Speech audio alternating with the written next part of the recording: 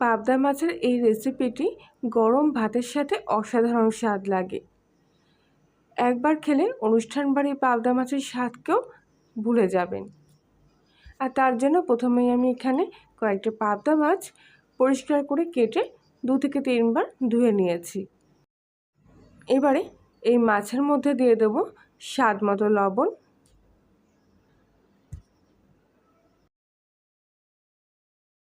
Half চামচেরও একটু কম পরিমাণ মতো হলুদ গুঁড়ো। আপনারা মাছের পরিমাণ অনুযায়ী লবণ আর হলুদটা আন্দাজ করে নিয়ে নেবেন, তবে খুব একটা বেশি হলুদ দেবেন না। আর দেবো সামান্য একটু কাশ্মীরি লঙ্কার গুঁড়ো। এবারে সব কিছু একসঙ্গে দিয়ে খুব ভালোভাবে মাছের গায়ে মাখিয়ে নেব। লঙ্কার গুঁড়োটা অপশনাল, এটা দিতেও পারেন নাও পারেন, তবে আমার মনে হয় এটা দিয়ে মাছগুলো মাখিয়ে নিলে যখন ভাজবেন তখন মাছ ভাজার কালারটা খুব সুন্দর আসবে। খুব ভালোভাবে মাছের গায়ে সব কিছু একসঙ্গে এভাবে মাখিয়ে নিচ্ছি কিছুক্ষণ। এবারে মাছগুলো এই অবস্থায় আমি রেখে দেব, যাতে মাছের মধ্যে লবণের স্বাদটা প্রবেশ করে মাছগুলোর স্বাদটাকে বাড়িয়ে তোলে। এবারে এখানে আমি একে একে কিছু মশলা নিচ্ছি।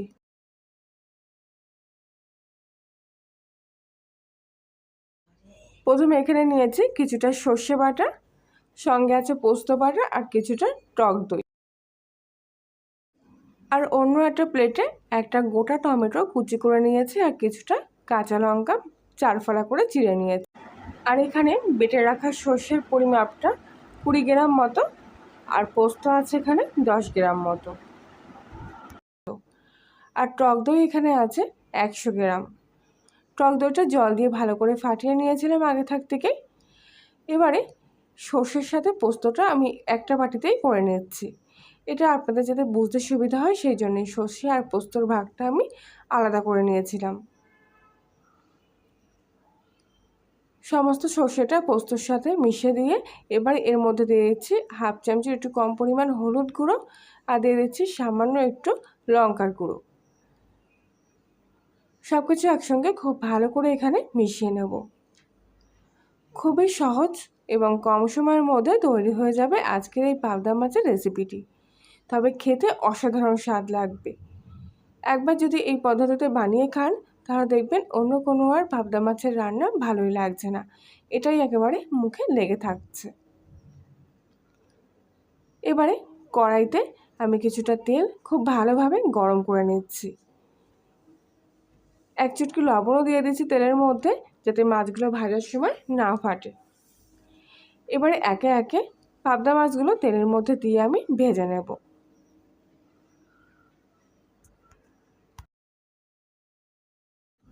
তবে পাবদা মাছ কিন্তু বেশি কড়া করে ভাজা একেবারেই চলে না, তাহলে এর স্বাদটা পুরোপুরি নষ্ট হয়ে যায়। তাই খুব একটা বেশি ভাজবো না, হালকা আঁচে একটু ভেজে নেব, জাস্ট গাটা যাতে একটু শক্ত হয়ে যায়। এবারে উল্টো পিঠটা উল্টে দিচ্ছি, উল্টো পিঠটাও ভাজা হওয়ার জন্য। ট্যাংরা মাছ যেরকম ভাজলে পরে এর স্বাদ নষ্ট হয়ে যায়, তেমনি পাবদা মাছও কিন্তু প্রায় একই ধরনেরই, বেশি ভাজলে স্বাদ নষ্ট হবে। তাই হালকা একটু ভেজে নিয়ে পাবদা মাছগুলো তেল থেকে তুলে নিলাম। বাকি মাছগুলো একইভাবে ভেজে নিয়েছি। এবারে ওই তেলের সাথে আর একটু সরিষার তেল যোগ করে এর মধ্যে দিয়ে দেবো কিছুটা কালো জিরে ফোড়ন। ফোড়নটা তেলের সাথে খুব ভালোভাবে এখানে একটু ভেজে নেব। এবারে এর মধ্যে আগে থেকে কেটে রাখা টমেটো কুচিটা দিয়ে দিলাম। টমেটো কুচি তেলের মধ্যে দেওয়ার পর দেখবেন একটু পরে টমেটোগুলো নরম হয়ে গেছে। এবারে এর মধ্যে দিয়ে দেবো আগে থেকে তৈরি করে রাখা সর্ষে আর পোস্তর পেস্টটা। যেহেতু সব মশলা আমি আগে থেকে দিয়ে রেখেছি, তাই কড়াইয়ের মধ্যে আর দেওয়ার প্রয়োজন নেই। শুধু সব কিছু এবার একসঙ্গে ভালো করে নাড়িয়ে চাড়িয়ে কিছুক্ষণ কষিয়ে নিতে হবে। তবে এই সময় গ্যাসের ফ্লেমটা অবশ্যই একেবারে সিম আঁচে দিয়ে রাখবেন, নইলে মশলাটা পুড়ে গিয়ে তেতো হয়ে যেতে পারে বা বেশি ভাজা হয়ে যেতে পারে। এবারে স্বাদ মতো আবারও একটু লবণ আর দিয়ে দিচ্ছি কয়েক দানা চিনি। এক্ষেত্রে চিনি না দিলে কিন্তু রান্নার স্বাদটা আমার মনে হয় যে পরিপূর্ণ হয় না। তাই মাছের ঝাল বলুন আর সর্ষে পোস্ত বলুন, সামান্য একটু চিনি না দিলে কিন্তু স্বাদের ব্যালেন্সটা বজায় থাকে না। তাই সামান্য চিনি এর মধ্যে দিয়ে আবারও সব কিছু একসঙ্গে কষিয়ে নিয়ে এর মধ্যে দিয়ে দিলাম আগে থেকে নিয়ে রাখা টক দইয়ের ঘোলটা। টক দই দিয়ে আবারও ভালো করে কিছুক্ষণ কষিয়ে নেব, যাতে কাঁচা মশলার গন্ধটা এর মধ্যে একদমই না থাকে। এই কাজটা আমি একটু বেশিক্ষণ সময় নিয়ে করেছি। এদিকেও গ্যাসের ফ্লেম একেবারে সিম আঁচে দেওয়া, সেই জন্যে মিনিট 5 ধরে মশলাটা ভালো করে এখানে কষিয়ে নিয়েছি। কিছুক্ষণ এইভাবে কষিয়ে নেওয়ার পর যখন দেখবেন মশলার গায়ের থেকে হালকা তেল ছাড়তে শুরু করেছে, তখন এর মধ্যে আমি দিয়ে দিচ্ছি আগে থেকে মশলা ধোয়া বাটির জলটা।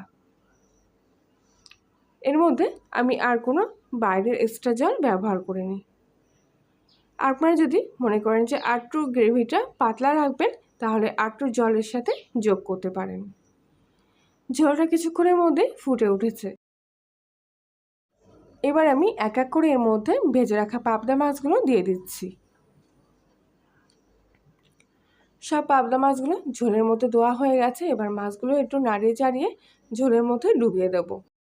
পাবদা মাছের এই রেসিপিটি কিন্তু এতটাও লাল হয়নি, আলুর জন্য এরকম কালারটা লালচে আসছে। এবার আমি এর মধ্যে দিয়ে দেব কিছুটা কাঁচা লঙ্কার চেরা, যেগুলো আগে থেকে আমি এখানে নিয়ে রেখেছিলাম। এবারে ঢাকা দিয়ে গ্যাসের ফ্লেমটা একদম সিম আঁচে দিয়ে 5 মিনিট মতো ঢাকা দিয়ে রেখে দিয়েছি। আর 5 মিনিট পর ঢাকনাটা খুললাম, দেখুন কত সুন্দর হয়েছে। ঝোলের গায়ের থেকে হালকা করে তেল ছেড়ে দিতে শুরু করেছে। মাছ এগুলো আমি তুলে নিয়ে দেখাচ্ছি। দেখুন মাছগুলোও কিন্তু খুব সুন্দরভাবে ঝোলের সাথে মিশে গিয়ে সেদ্ধ হয়ে গেছে। এবার আমি এর উপর থেকে কিছুটা সরিষার তেল ছড়িয়ে দেব। সরিষার তেলের কাঁচা গন্ধটা এর সঙ্গে মিশে গেলে খুব সুন্দর একটা টেস্টও হয়, গন্ধটাও ভালো আসে। রান্না আমার পুরোপুরি কমপ্লিট। এবার আমি গ্যাসটা অফ করে দেবো আর কিছুক্ষণের জন্য রেস্ট রেখে দেবো। পাবদা মাছের রেসিপিটি সার্ভ করার জন্য এখানে আমি একটা প্লেটের উপরে একটা কলা পাতা নিয়ে নিয়েছি। এবার একে একে পাবদা মাছগুলো আমি এখানে নিয়ে নিচ্ছি। আর দেখুন কত সুন্দর হয়েছে। মাছগুলো একেবারে গ্রেভির সাথে পুরো মিশে গেছে। গ্রেভির কালারটাও দেখুন কত সুন্দর হয়েছে। আশা করছি আজকের রেসিপিটি আপনাদের কাছে ভালো লেগে থাকবে। ভালো লাগলে প্লিজ লাইক শেয়ার কমেন্ট করে জানাবেন। আর আপনি যদি কল্যাণী রান্নাঘরে নতুন সদস্য হয়ে থাকেন, তাহলে প্লিজ চ্যানেলটি সাবস্ক্রাইব করে পাশে থাকবেন। আর পাশে বেল আইকনটি প্রেস করবেন নতুন কোনো ভিডিওর আপডেট পাওয়ার জন্য। এখান থেকে একটা মাছ আমি ভেঙে নিয়ে দেখাচ্ছি। দেখুন ভেতর থেকে মাছটা কত সুন্দর সেদ্ধ হয়েছে। গরম ভাতের সাথে এরকম এক পিস মাছ আর সামান্য একটু গ্রেভি হলে আর কিছুই লাগবে না। তাহলে বন্ধুরা আজকের মতো এই পর্যন্তই। সবাই ভালো থাকবেন, সুস্থ থাকবেন।